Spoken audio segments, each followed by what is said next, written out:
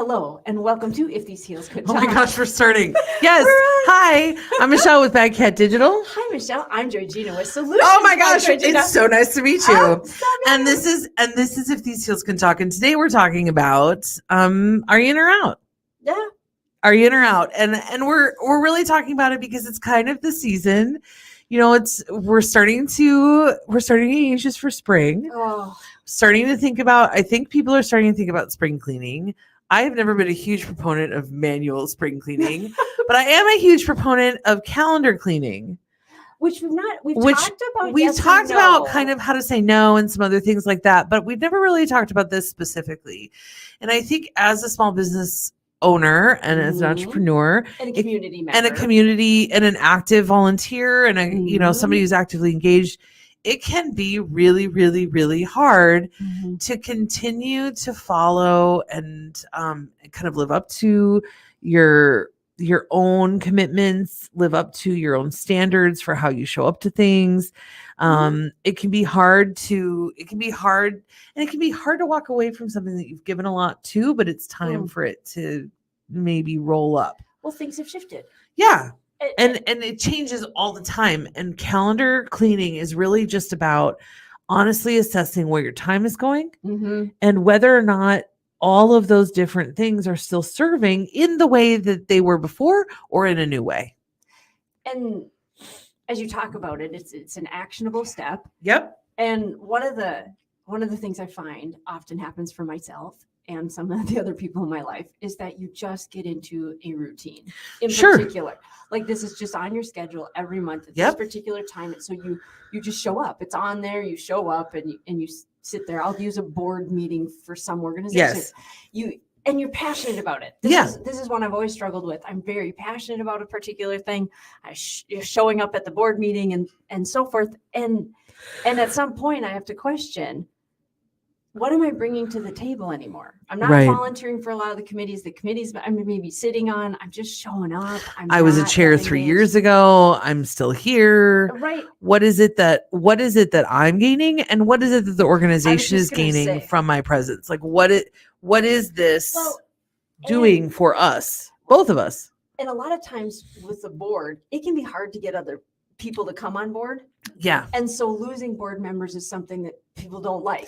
And yet a lot of boards have planned obsolescence. So I'm on a nonprofit board, and the commitment for a board member is 3 years, but there are term limits built into the. So is it a hard stop at 3 or can you renew? You can renew 3 times. So it's a hard stop at 9 years. That's right. But 9 years, a lot changes in a life in 9 years. It does. Yeah. And it's interesting when that revisit comes up after the 3 years, and somebody on the board calls the president or something like, so are you just going to re-up? And it's like, no, like you have. I think people just assume that everything is going to continue as is until some sort of circumstance changes it.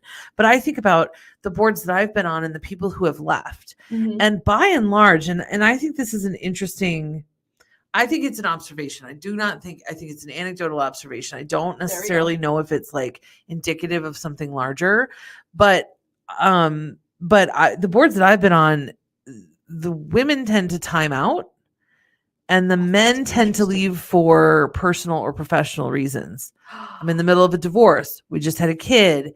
I got a new job. I got a promotion at work. My schedule has shifted.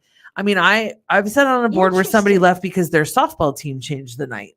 Oh, yeah. So this is what I'm talking about, though. That's an honest assessment of, can I still give what I was giving before?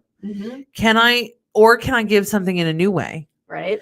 Am I still getting from this experience what I was trying to get from it when I initially signed up, or am I getting something in a new way?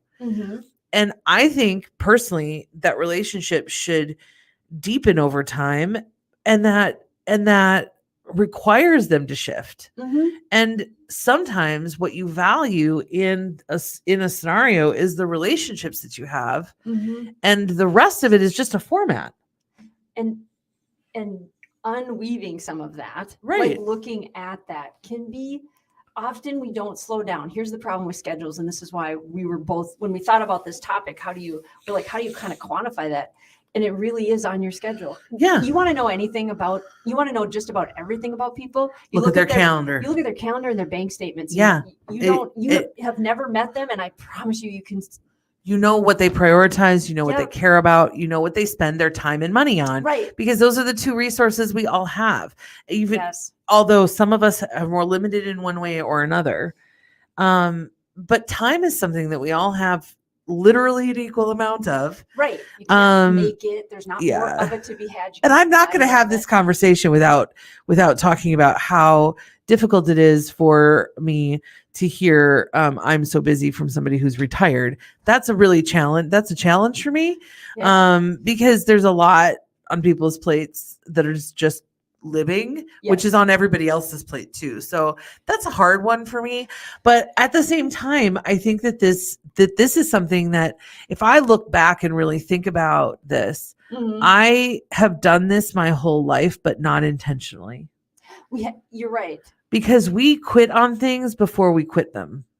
When we don't have the time or energy for them, when we're excited about something new instead, we quit things before we actually quit them. For example, I'm thinking about I don't know. I have friends who are in a book club. I'm in the book club. Maybe I'm not reading the books anymore. Maybe I haven't for a year and a half.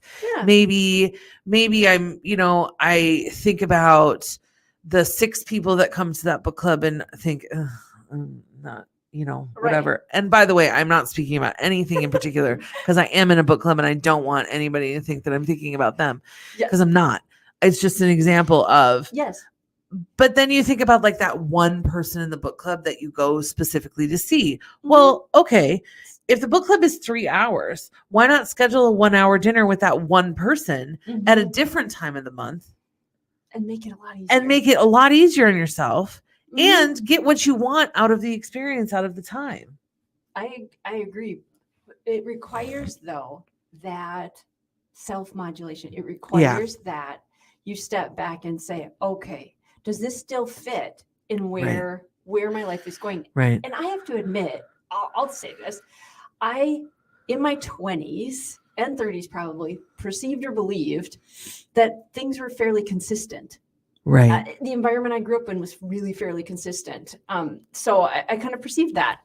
I have come to, for me at least, in my world, it's not fairly persistent or consistent. It is maybe month to month-ish, but even at that, new variables come in, new variables go out, things happen, and I actually happen to think that business grows. Change comes a little bit more easily, a little bit more frequently as life and geographic space and time become a little bit more flexible, as boundaries start to dissolve between, you can work with people all over the globe now.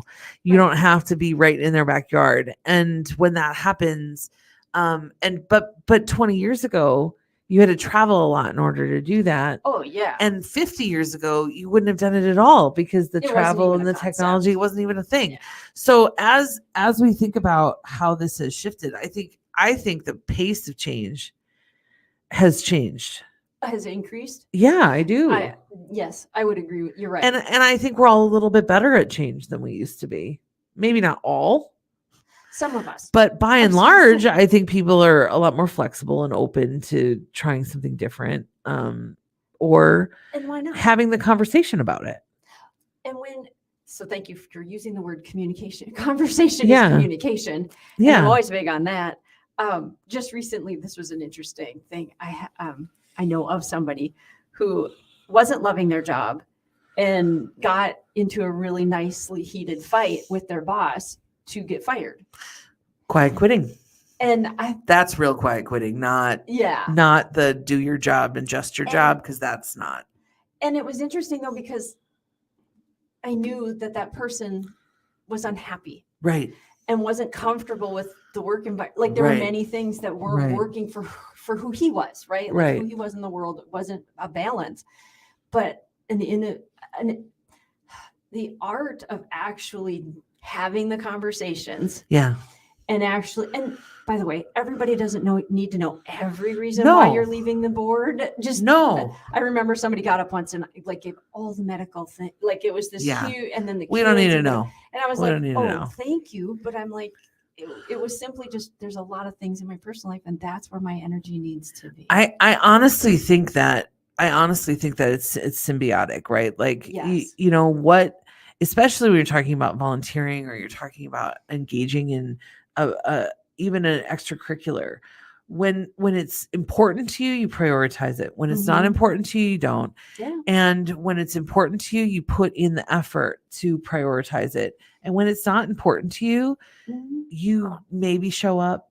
Yeah. Maybe not. Maybe you're not all there. Maybe you're still thinking about something else. And in our interpersonal lives, when we think about like our partnerships or our intimate partnerships, we might think about that as if I'm showing up kind of half once in a while because I'm super distracted at work, that's totally normal. Right. Because this is somebody that I'm, with every day for decades. Oh yeah. Yep, if I'm starting to show up by half, day after day after day after day, month after month after month, year after year after year, you gotta ask. What is really happening here? Yeah.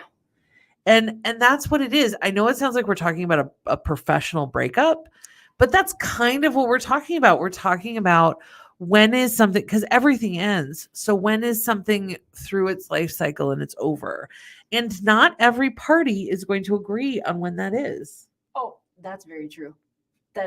And you know what? You don't have to. And you don't have to. I was just gonna say because really, no is a complete sentence. Yeah.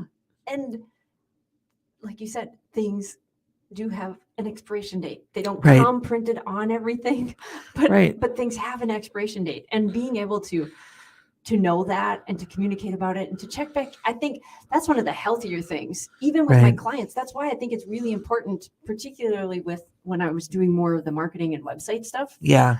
To check in with the clients consistently. Yeah. So we didn't have to have the weird, awkward conversations. Or the ghosting. One time I went to a client's website and all of a sudden it wasn't like literally that week they had moved it somewhere else and didn't even want to tell me. And I emailed them and they've never communicated back. And I'm like, well, that's one way to say goodbye. I'm like, and that's okay. Like that's one way to say goodbye. I'm like, I got it. Yeah. Like we're moving on.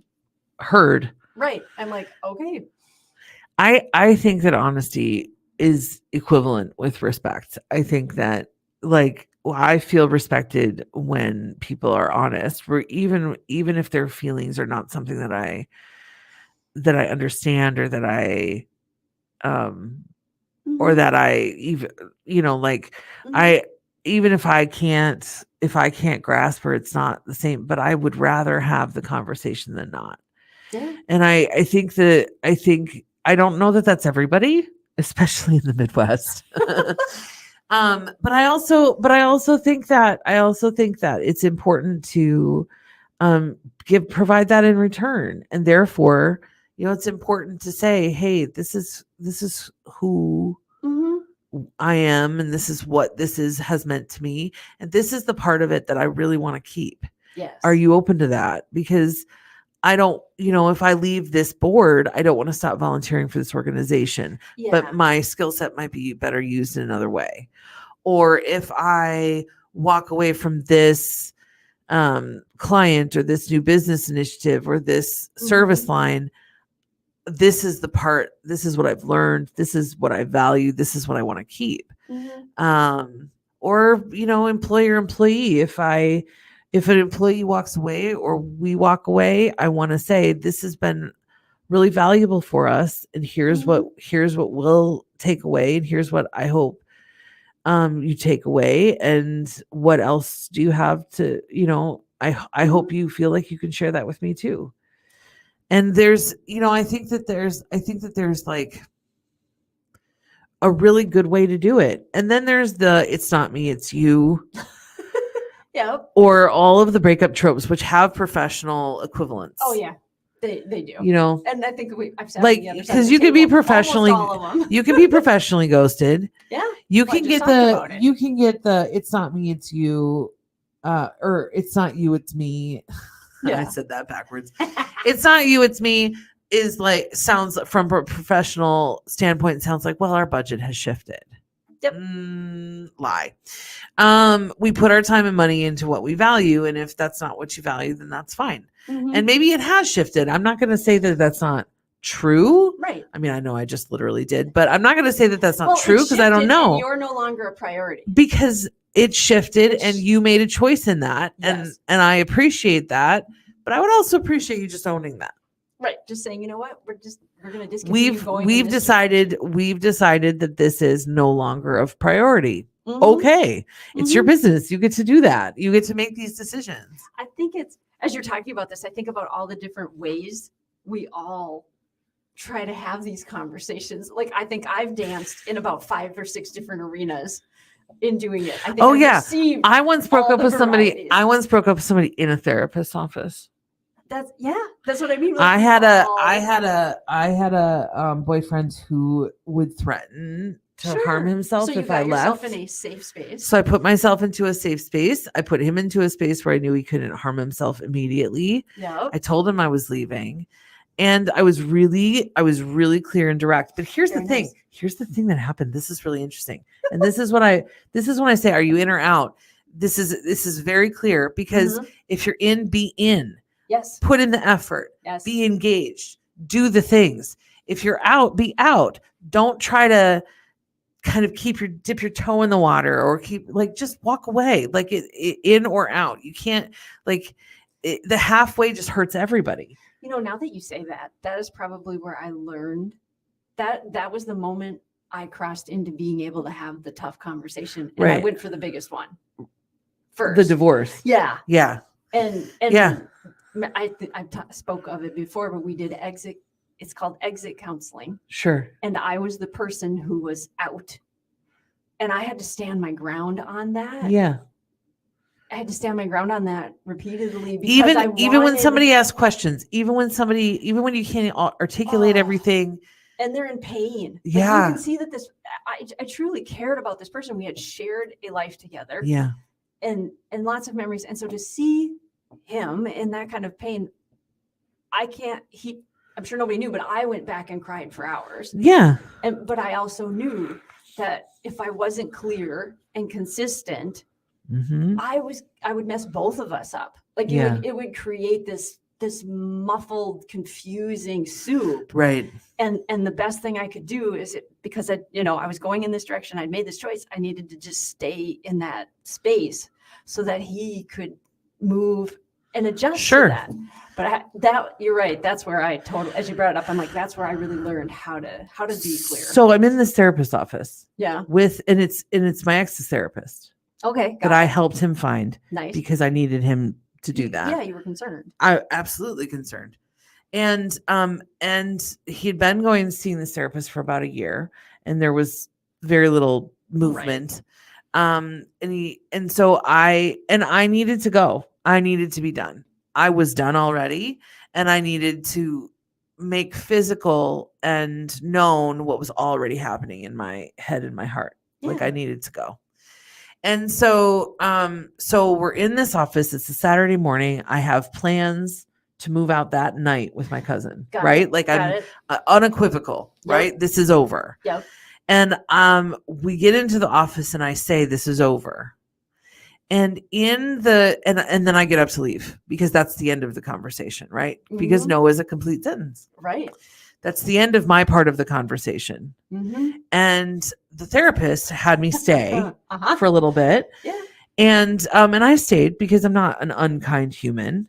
And then the therapist started talking about, well, if he does this work, and if this happens, and if this happens, then maybe, you'd be okay with a date, or with this or with that. And I said, and she's nodding at me, and I'm sitting here going, I'm so not down with this. Mm-hmm. This is not what we discussed, because I called her ahead of time. This is not what we discussed. This is not this. This is not I can't whatever. And I said, I don't know. I said, I'm not interested in that. I'm really past that point of being open to that. And she just kept pushing. And I said, if this happens over the next several months, then maybe I would entertain a phone call. Right. Mm-hmm. And she nodded and let me go. Right. Mm-hmm. So I thought, okay, well, that's good. And then got home, did my stuff, plan executed. Yeah. Right. Well, 4 days later, Yeah. I get a phone call from my ex, and he's just is like, I'm just tortured by this door you've left open. And I said, I didn't leave a door open. Your therapist did. Unfortunately. And I said, and so I'm sorry, but I did not create this. Your therapist did. You should talk to her. Mm-hmm. She created more therapy hours for you. She opened this door. I had it firmly closed. And this is not happening. And it's a firm, like it's in a, yeah. And you have, because it's kinder. It is kinder to be clear. Clear is kind. Clear is kind. It is kinder to be clear. It is unkind for me to waffle. It is unkind for me, because that's what I wanted to prevent. Right. I don't want to torture somebody. No. I'm not interested in that. Well, and and I was done. Right. I was out. Yes. I was out, and there was no pulling me back in. Mm-hmm. It would have taken more than was humanly possible to pull me back in. Right.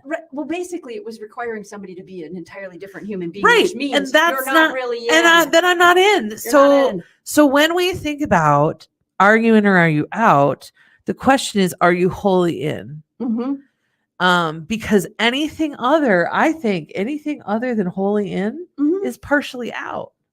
And you have to question, like, I realize we started out talking about your schedule and so forth, but that also, it goes into just relationship in general. It goes in all of those things. Right. Yeah. So any really, really important relationship that you might be having in your life, are you in 100%?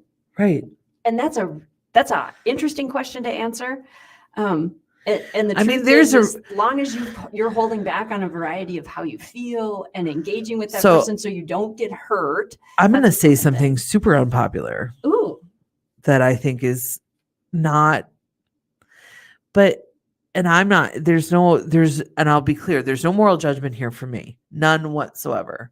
Got it. But last week was Ash Wednesday. Yes. It is Lent. Currently it is Lent.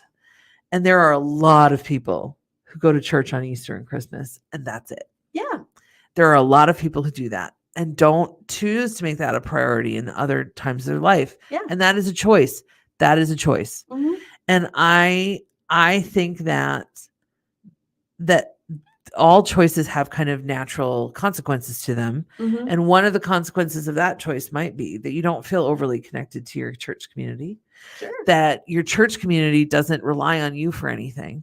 Yep. That you could attend that service probably anywhere. Mm-hmm. and get the same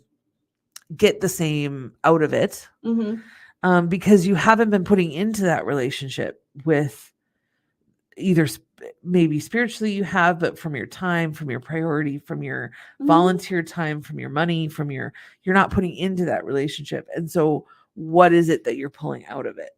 And so this is not about church necessarily as itself. It's about being kind of dancing around the edges of an organization, like people who show up for one PTA meeting and complain about something, but they only show up when they're mad. Right. Or people who come to the comments section on your Facebook page whenever they're angry, but don't engage any other way the rest of the time. And that's what an interesting use of their time. Right. Like, you know what I mean? If we're looking at their calendar, it's like, that's an interesting use of your time. You know, or like get penciled in and what makes this. Or like my favorite is people who talk about supporting local businesses, but only show up to a restaurant if they have a coupon. And order everything on Amazon. and then right. Like, yep. And I'm not exempting myself from this. I order everything on Amazon. I put in an Amazon order yesterday. So the point is that you're right. When you look at somebody's calendar and you look at somebody's bank statement, you see what their true values are. And so when we're talking about calendar cleaning, let's really talk about calendar cleaning. Let's get real with it, which means that you have to really look at it and say, you know what? Mm-hmm. If I can skip this 50 weeks out of the year, is this something that I really need to go to 2 weeks out of the year? Is it really that important to me? Mm-hmm. And if it is, then yes. Define what it is that is important. Mm-hmm. There should be something that's important in that relationship for you. I would also add into this. I don't think this conversation is per se had. I don't remember conversations like this being had in school. No. I used to do this a little bit when it came to activities, right? Like every year you had to decide if you were back in an activity, like were you going to be doing, for me, it was, were you going to be doing choir and drama and the play and the academic giving up your lunch and the mock trial and choir? And it was always like, yeah. But that's the thing. So when I was a kid, this is why I say I used to do this without knowing I was doing it. Yeah. Because when I was a kid, there would be like one thing on my schedule all the time. That was just that one extra thing that I just couldn't give 100% to. So I might perfect example, academic decathlon was like a 10 decathlon, right? Oh, okay, right. So it was a 10 subject. Okay. Yeah, it was a 10 subject. That's the word I'm looking for. Sorry. Got it. 10 subject kind of in like quiz bowl, right? Ooh. Kind of thing where you took tests for fun. Okay, let's calm down with the party people. I'm totally a nerd. But and they were hard. And every year I did academic decathlon, and every year I picked one subject, maybe two out of it that I just didn't put any effort into so that I could give more effort to the 8 subjects that I was interested in. Oh, okay. I would pick 1 or 2 that I was just like, not engaging in that. And I would do terrible in those events and I would do really well in other events. It was very uneven. And I've done that my whole life because I'm a cup super full person. Mm-hmm. And so I balance it out by saying yes to something, but not giving it the kind of effort it deserves. And the challenge that I have with that is that then I'm not living up to my word in that way. And so as I'm looking at being more intentional and looking at my calendar, where am I finding myself? 20-80 rule, you're only giving 20%. Right. Instead of at least 80. Or at least the focus on it when I'm in it. Yeah.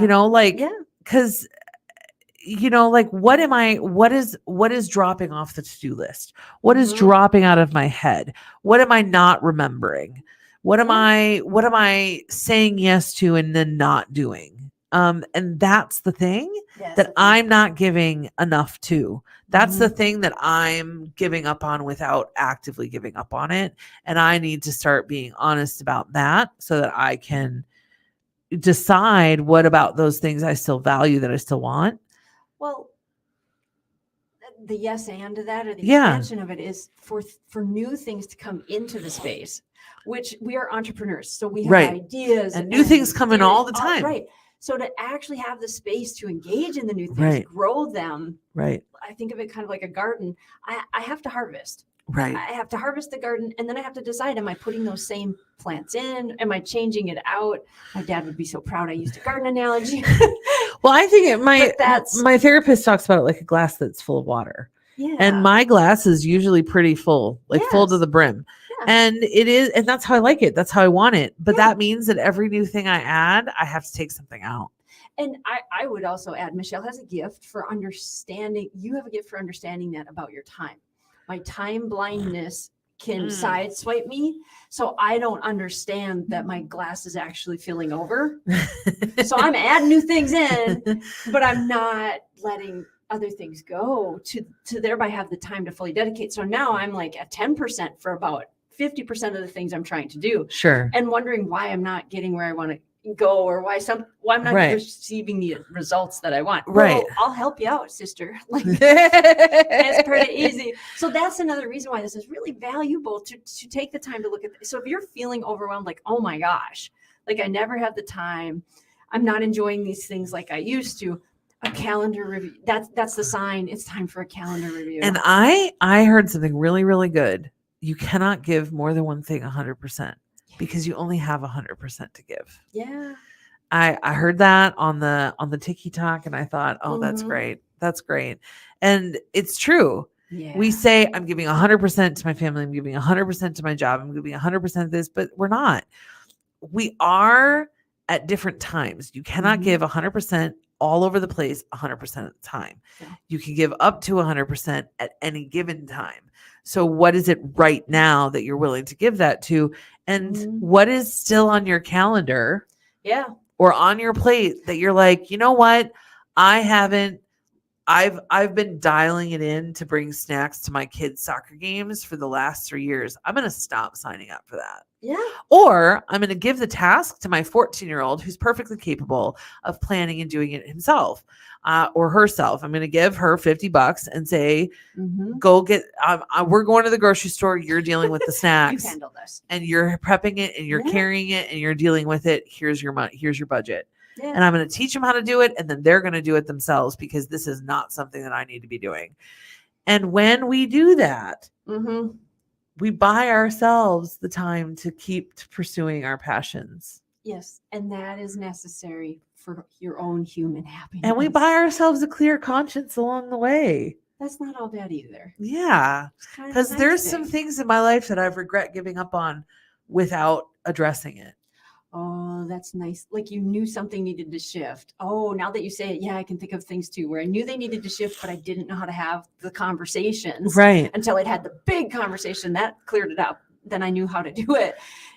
But yeah, you're right. Until then, yeah, I fumbled and like the person that, stuck around long enough to get in a big fight with the boss to get fired. Right. Instead of just like walking away. Instead of saying or walking into the boss's office and say, this is brewing. Like, yes. What can we do? I value this relationship and this is how I'm feeling in it right now. What can we do together to resolve this? Yeah. And to do that 6 months ahead of time before it's at crisis point. As soon as you're starting to feel that, you get, you see it. Your body language says it. You see it on the schedule and you go, okay, yeah. Yeah, I think if it feels like going to the gym, you should think about whether or not it belongs. But see, that's my point. You really like that. You look forward to that. At the gym, don't make me go there. No, but you know what I mean, though. Yes, I'll move. Yeah. No but that's what I mean. Like, but if the gym showed up on there, I promise you, the feeling I'd have. Yeah. How can I avoid that? Do I really want to get out of bed for that? No, I'd never get out of bed. Like the gym started at 10. There's a fantastic scene in Big Bang Theory. I think it's like from the second season where Sheldon, the tall guy. Penny starts bartending or something and like she gets promoted to bartender and she wants the guys to come in. And so everybody's on board except Sheldon. And so everybody shows up and then she's like, oh, where's Sheldon? And then he shows up like 10 minutes late. Yeah. And he says, I'm sorry I'm late. And they say, well, did something happen? And he's like, no, I just really didn't want to come. Yeah. And that's refreshingly honest. I'm sorry I'm late because I really didn't want to be here. I was putting it off. And so that's why I'm 15 minutes late to this because it's not my thing anymore. Yeah. But how refreshing would that be? I mean, if somebody actually said that in real life, I don't know that there would be a laugh track. I think people would look at them like, you jerk. But at the same time, if that's the conversation you're having in your head, are you more of a jerk for saying it out loud or more of a jerk if you just avoid the situation? Or are you more of a jerk if you just don't do either and you just talk to somebody ahead of time and say, not my thing, can we do this instead? That feels like less of a jerk move. We talk about the difference between kind and nice. Nice is saying yes. Kind is being clear. Yes. And that's what we're hoping you can do for yourself. Yes. Is be clear with yourself. Yes. About your schedule and about the times. Because it's that spring thing. You're right. January, February, right about now, the taxes are more or less, I've gotten them all done. Oh, dear Lord. Of course you have. I had to. But it meant all of a sudden now I am looking at the schedule. I looked at the money. Yep. Now I'm like, that schedule. Like we got to look at that thing. Right. Because you look at it and you start thinking, where's my effort going? And we start thinking about it professionally, but we should be thinking about it personally too. And when you are an entrepreneur or a small business owner, frankly, they feel like the same thing a lot. So, really when you're looking at it, look at the whole and say, am I the whole meaning WHOLE, not HOLE? Am I putting my time and effort where it's still serving? Are the reasons that I said yes to something initially still the reasons that I'm doing them today? Do I have different reasons for being involved with something? Am I confident in what I'm giving? All of these kinds of questions are different ways into the same conversation with yourself. And then once you know what you need and can achieve and want to do, then you can go from there. I like it. I like it too. Thank you so much. Yes, thank you for joining us these heels could tell